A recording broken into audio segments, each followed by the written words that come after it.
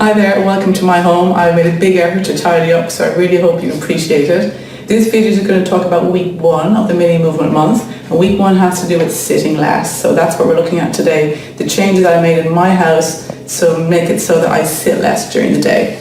So you've gotten the chart already, and there's 2 sides to this. So one side has the template that you fill out, and the second side has all the ideas. So just make sure when you're printing it out you get the 2 sides.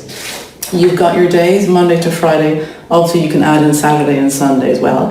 And you're aiming for 3 a day, 3 times a day where you're sitting less. Don't worry if you can't make 3 a day, but that's what you're aiming for. Because the more often you do this, the more it becomes a habit, okay? So on this second side, I've given the first example is for your children to do their homework at a standing surface rather than a sitting surface. So an example will be this. You've got your kitchen island or a countertop, just get rid of the chair.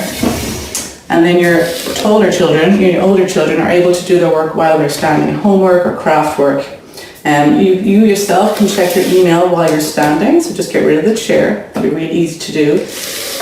For me, I like to check my texts on my phone when I'm standing as well, and I actually bring in a forward bend. So I use the countertop to lean on to give my back a bit of a rest, but I'm still standing, I'm not sitting on a chair, and my hamstrings get a bit of a stretch there as well. So that's a nice habit I like to bring in, checking your text while you're stretching your hamstrings.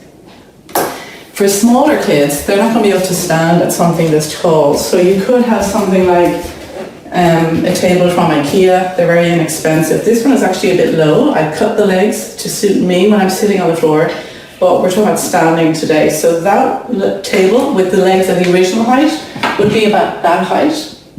That little taller height is a perfect height for toddlers, children, maybe age 3 to 5, to stand up and do their craft work or Play-Doh or whatever they might be doing. So remember that one. Go on to my list here again. Yeah, so I've put in a link there for more inspiration. You can look at that as well, give you some ideas of how to change those desks for your kids. The next thing is to set up a timer. So you want to break up the amount that you're sitting, okay? So you don't have to be sitting for long periods of time. So on your computers, your iPods, your PCs, and even on your phone, if you go under settings, you'll see there are free apps in there that will help you to limit the time you spend on a particular app, and they'll also remind you to move. So take advantage of those. I've actually written a blog about it. It's on my website. It's called Free Apps That Might Actually Help Your Health. I think it's called Stand Up. It's a free app. You can put it onto your phone or your PC, and every 20 minutes or 10 minutes, whatever you decide, it'll send you a little reminder to get up and walk around, and that's all you have to do. So you're getting into that habit. If you don't have a PC or a smartphone, you can use your egg timer, okay? There's really no excuse. You don't need high tech for this. You just want something to remind you to get up and move around. And that could be your pets demanding attention. It could be your children demanding attention. It could be the washing machine that has finished its load, and that's a reminder for you to get up and stop sitting. Okay, so the next thing I've written about here is your Fitbit. So the more you walk, the less you're sitting. If you have a Fitbit, obviously you're tracking your steps. The more steps you can do, the less you're sitting.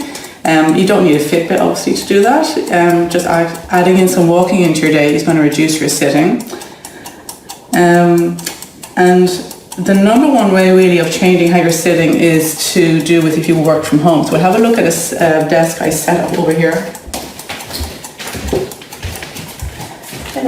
What is it about cats? The second you start filming, they want to be center stage, okay? So I've just used regular sitting room tables here, a nest of tables. You don't need an expensive sit-stand desk, although they are fantastic to have. What's important here is you have the screen at a different level to your keyboard. If I didn't have an external keyboard here, I'd be typing like this, okay? Or if I reduce the keyboard, I'd be looking at my screen like this. So you need 2 separate levels, and that's the expense involved here. So you get an external keyboard. They're not that expensive, they're a fantastic investment. So get an external keyboard, that's at a lower level than the screen. I've put on a bit of a height, just it's a little bit better for my eyes at this level, and my keyboard's at a lower level. So that's just an idea. The way I work at my desktop, I'll show you over here. So here's my friend here displaying how I feel after a day of working on my keyboard. So for me, this is perfect. I've got my computer at a height that's good for my eyes, and I've just brought in another shelf here, and rather than have it set at this level, I put it higher so my keyboard is at that perfect level. And you can see, as the skeleton demonstrates, the elbow and the wrist are pretty good alignment there. The wrist could be a little bit lower, okay? So you've got your working alignment there. If you work from home, that's probably the longest amount of time you spend sitting is at your desk. So try to bring in some standing during the day. Changing this environment really helps. Remember, the goal is not to stand all day. This is really important. You're trying to break up the amount that you're sitting, you're trying to reduce it, but you're not trying to stand for 8 hours a day. You're just decreasing the amount you're sitting, all right? So the very last thing then is the movement challenge. At the end of every week in the mini movement month, I give you a little fun movement challenge to kind of just make it fun and to make it come alive and to give your kids something to come on board with as well. So for week 1, the movement challenge is called, I think it's called the wall workout or the wall challenge. So for that, if you haven't seen it yet, you're going to stand up against a wall with your toes touching the wall, and you're going to go back 3 steps. So that's 2, and that's 3.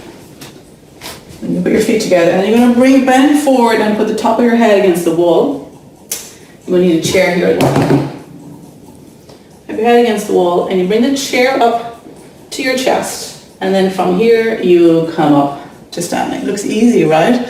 For some people this is really difficult, and the reason it's really difficult is because their back is not straight. So if you sit a lot during the day, chances are you slouch. Okay, so if I keep the slouch shape in my body, I'll go back to 3. The first time I went down with a straight back, but imagine I'm now in a slouch position.